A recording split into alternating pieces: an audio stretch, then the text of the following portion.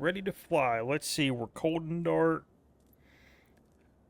We got a checklist here. Radio off. We don't care about that.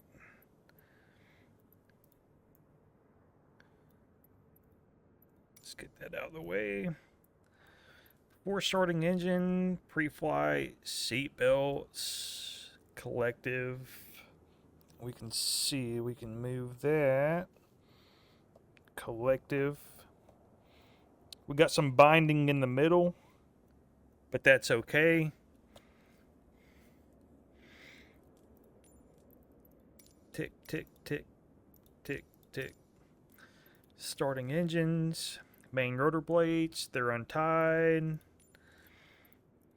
Area, it's clear, battery on. Got an alarm, let's turn that off. Generator to start, it is.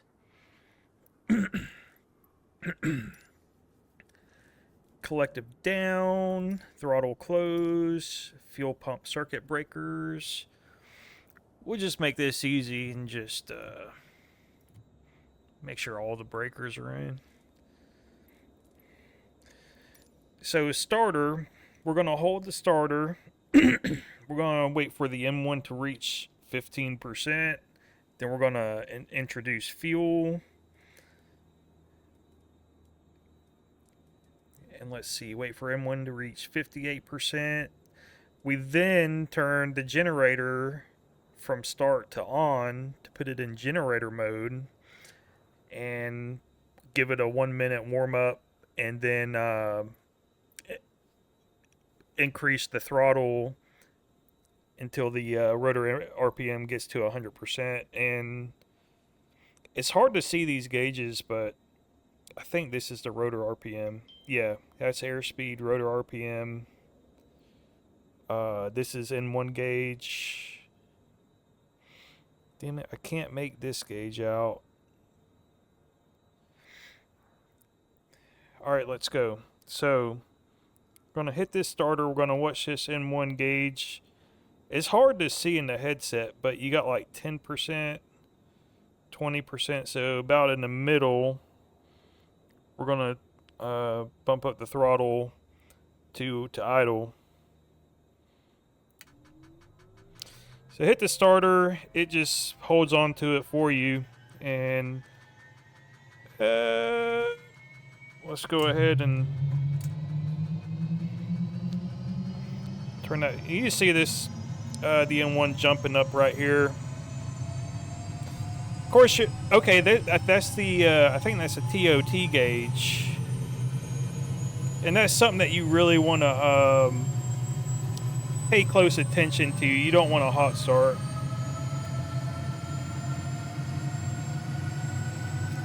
So, what is this, about 60 that it's on? So, normal condition, you know, and you're supposed to time these starts too. This checklist doesn't say, but when you're actually starting this aircraft, you're supposed to time it. And if the start doesn't reach, this says 58. I think it used to be, when I was doing them, like 62. If you couldn't reach 62% in 45 seconds, you had to abort the start, I believe, and it was a hung start. So this is all started up. You can look at these. This is something the checklist doesn't say too, is that you're supposed to check all these lights to make sure they're all work, because it was pretty common that the bulbs in these things would blow, and say if your bulb in here blew, this gen fell, you'd never know that your generator was actually filled. But as per the checklist and as per this light, you got a generator fail, which the generator is still in start mode. So we're going to go up here and flip that to generator, and you can see that light went out. There should be a gauge in here somewhere. Like I said, I can't really see the gauges, but you are also supposed to watch that gauge and make sure that when you swap the generator to actual generator, that it picked up the load, the amps would go up. So, and another thing this checklist didn't mention was you always want your lights on before you even start the aircraft to let people know. Where's my mouse at? Strobe lights, and we got nav lights and anti-collision beacon. We did not have the beacon. It's kind of weird because usually your strobe lights are like your... Okay, anyways, so right here we let this thing run for...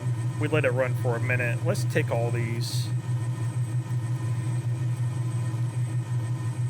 And we're eventually going to move this throttle up to 100%. Full throttle, we're going to watch the rotor RPM get up to 100%.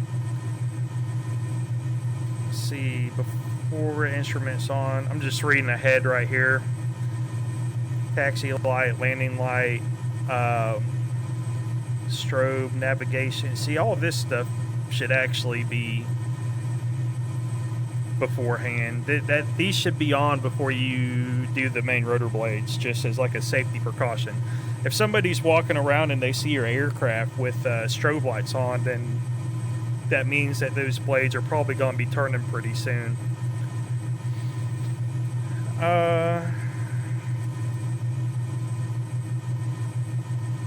So let's get this up to 100%. You need to turn the gyro on. What is this?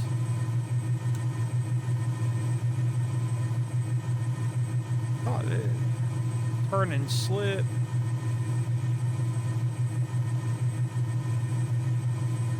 Oh, that's heat. Need that on. Gyro instruments. Here we go. Cage that.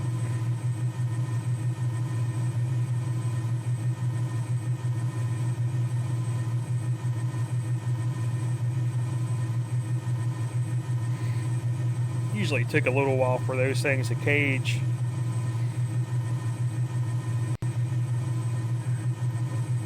Alright, let's go up to 100%. You can see the N2 climb up, and you can also watch the rotor RPM. It's going to go this way into that green area right there. And I think this might be a torque. When we used to do MOCs, you didn't want this torque going up above 40% because just to reduce the risk of like having to put tail rotor in to counteract the torque of the aircraft. Oh yeah, you can see this. I think that's a torque gauge coming up and rotor RPM coming up.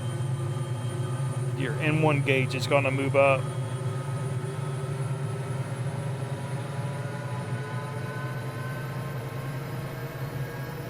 Oh, she's climbing. She's going to be ready to fly. And that's all the way.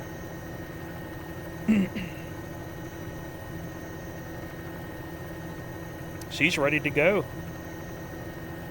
Now you also have like your Inker Dinker switch down here. They call it a governor adjust. But we would use that to get the rotor RPM to sit in this little green area. For simulation purposes, I don't give a shit about that.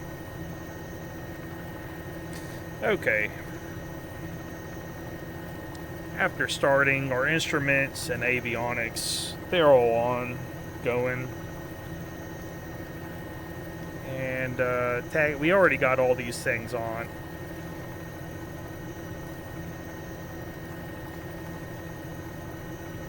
And that's the checklist is complete. So we're at Cairns Army Airfield. We're on Chinook Hill. So we got Perimeter Road. The elevation is a little bit different in the game than it is in real life here. This is actually like a pretty big hill.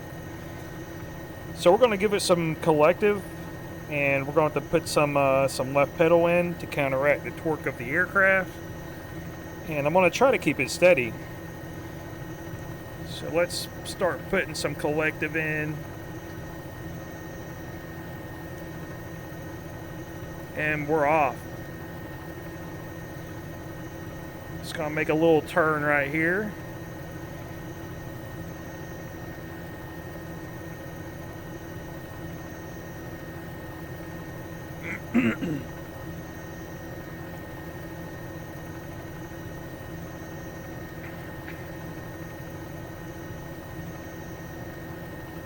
Got the hangars over here, the maintenance hangars, the medevac hangar right there.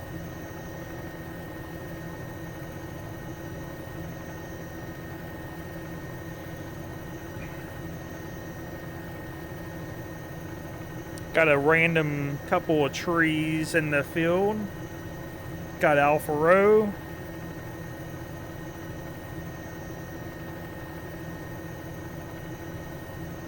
Still a little bit of taxiing here to the runway.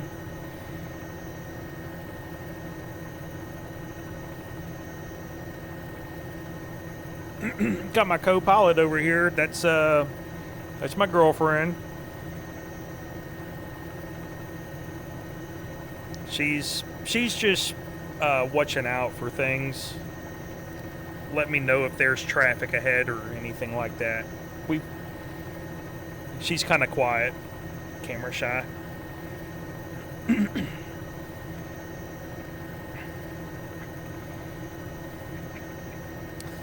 So I've gotten a lot better at taxiing this thing. I think it's because I'm using VR.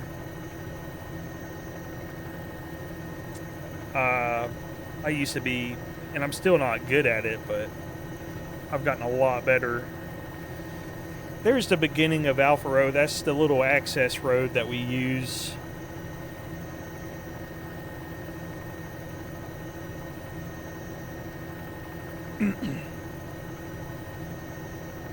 Come on. And we're just going to cut across right here.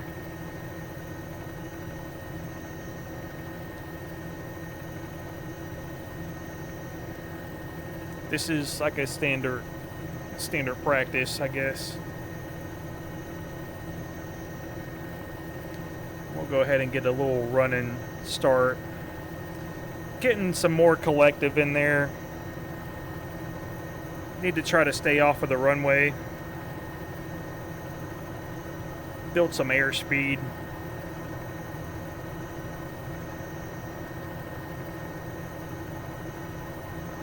See, we're already at like, what, 60 knots?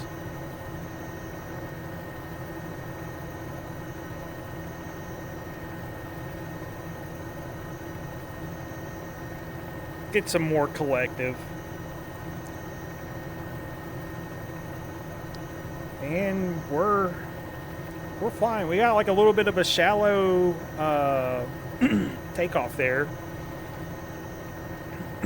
To build some altitude, you just pull back a little bit. You reduce your airspeed a little bit. You increase your rate of climb. As you can see, that gauge, the second one down on the very right hand side, is the rate of climb.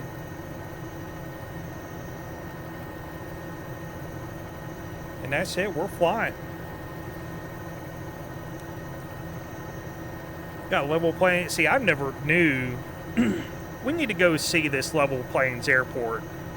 It's hard for me to believe that Level Plains has an airport. I lived here all my damn life. I've never heard of an airport in Level Plains.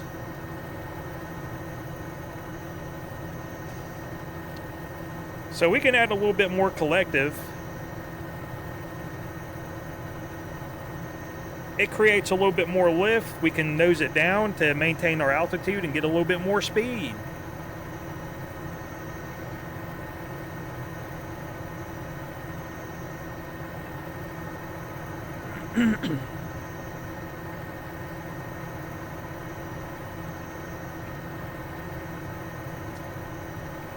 We're flying to the Level Plains Airport to see what's going on over there.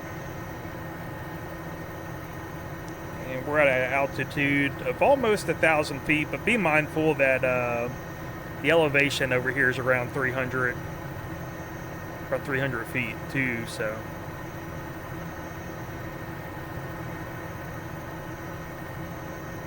It's a very nice day outside.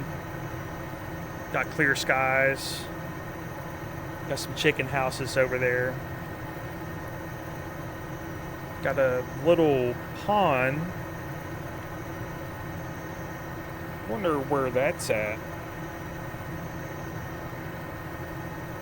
Babe, you doing okay over there? Okay. We'll be there in just a minute.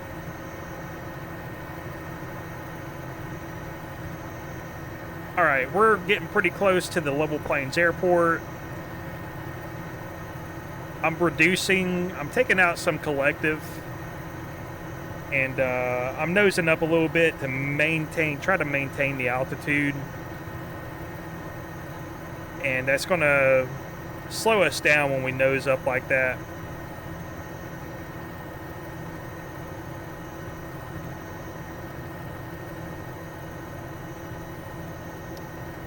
It really don't look like much of an airport.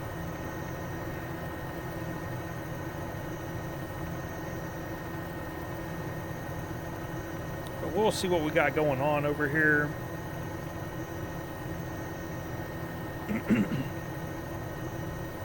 Yeah, I think knowing Level Plains, they probably just say that to get some kind of government assistance or some crap. Level Plains sucks. Okay, enough with this. There ain't no airport over here. It was a bunch of lies. Damn it. I'm trying to see. I think this is Enterprise over here. Let's go over here. We'll land at Enterprise Municipal.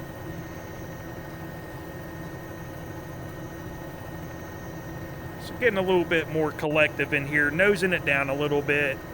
Getting some more of that airspeed back that we bled off.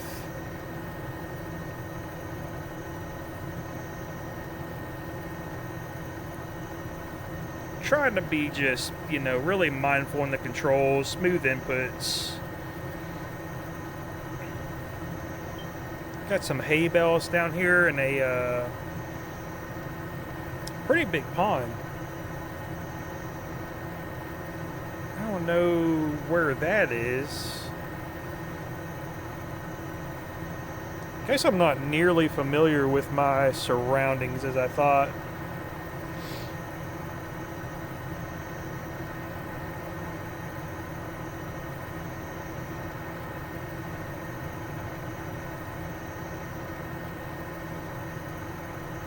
Oh, this ain't Enterprise, this is Keaton.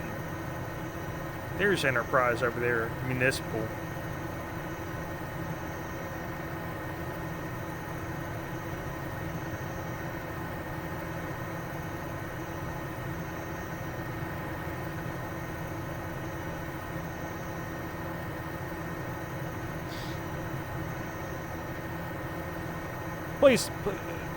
Please don't touch the controls.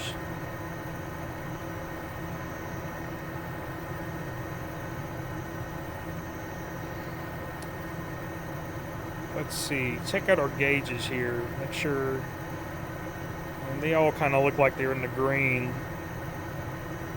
Our fuel gauge, I believe, is the all the way on the left hand side, the third one down, not the clock.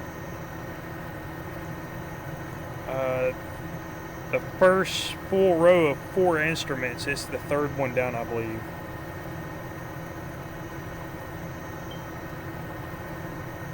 So, Enterprise over here, I think. No, it's over there. No, this is a circle.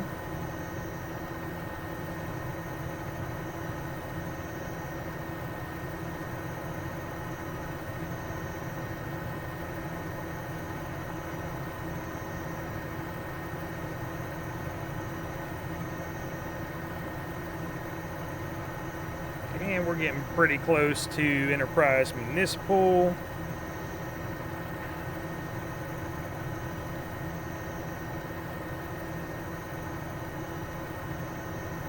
gaining some altitude. We don't really need to do that. It's hard for me to maintain altitude and watch the instruments. I'm really mainly focused on just kind of trying to get the feel of the aircraft. Let's see, is this one of their runways over here? You can hear the sound change as we bank. It's pretty cool. Really cool aircraft here. The Bell 206. Really just your basic bare bones helicopter.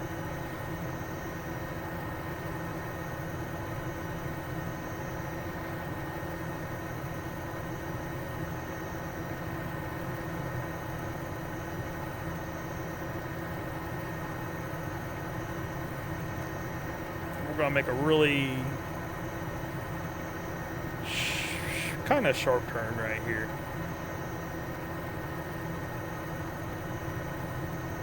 Nose it up a little bit, slow down a little bit. We're going 80 knots.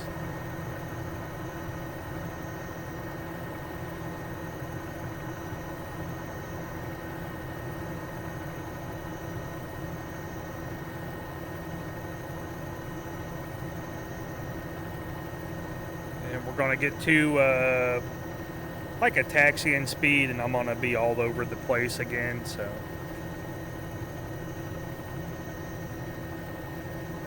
Starting to have to put some left pedal in, and we're getting a little bit shaky.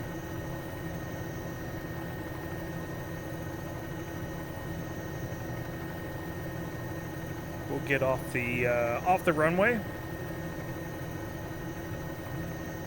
and we'll taxi to parking.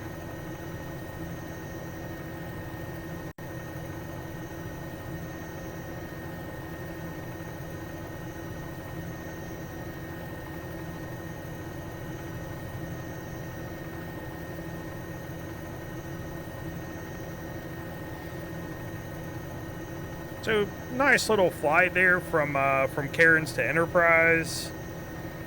Did a little bit of sightseeing. We had started off cold and dark, and did like the full startup procedure. I used to run these, not the 206, but the 67. They're pretty much the same thing, a TH-67 and a Bell 206. I miss those days, and this really brings back those memories. So we're just going to park in the middle of the field over here.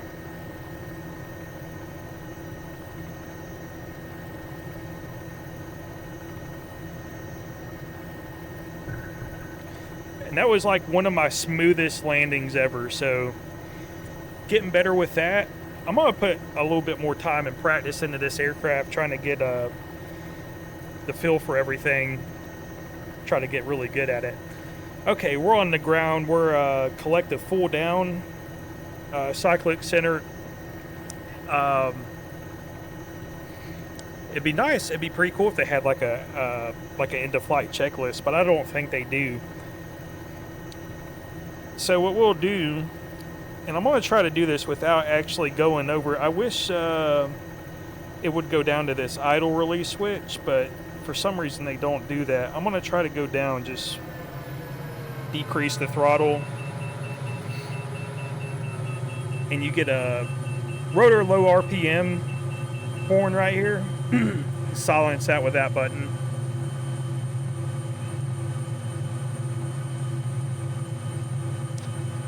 Normally what you would do, what we do in being maintenance, you would get this throttle and you would go all the way down with it until it hits this idle release, all the way to idle pretty much. And you would time how much it took for the N1 to go from where it was at to 62 to 64%. And if it went above, I think, like, if it took longer than, I think it was 3 seconds to get there, then, or shorter than 3 seconds, if it come down really quick, then you would have like a drag somewhere on the engine, and that would need to be investigated. But I don't really know if we're all the way at idle. The thing in this simulation, like this idle release switch, it doesn't matter. Like you'll just go past it and cut it off, and you don't want to do that. You'd want to bring it down to idle and let it sit here for, I think our timer was like 2 minutes for everything to cool off, get down to idle temperature. And once it was, I think we usually turn off avionics during this time and got ready for the full shutdown. But we'll go ahead and go to cutoff.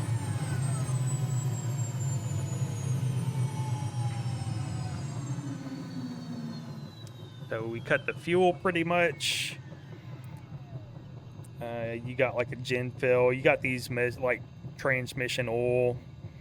There should be an engine oil in here somewhere. Engine out. What is this button? Heater start. So we would just wait for the blades to quit turning. On our 67s, there was air condition, and you could turn the air condition on, and it would slow the blades. In this model, there's actually a rotor brake. You can pull that, and it stops the blades. So blades are stopped. We completed our flight, and so what we'll do now, since the blades are stopped turning, we'll just pretty much, we don't need the turn and slip anymore. Start turning off our lights. Gyros, we can turn off those. You can hear them wind down. We'll go ahead and swap the generator to start for the next time. We're not using the generator right now. We would turn the fuel valve off. And then I think that's it. And the very last thing that should complete the flight is turn the battery off. And look at that. Had a 12-minute flight. Shows us our departure from KOZR to KEDN. Really nice. Really nice.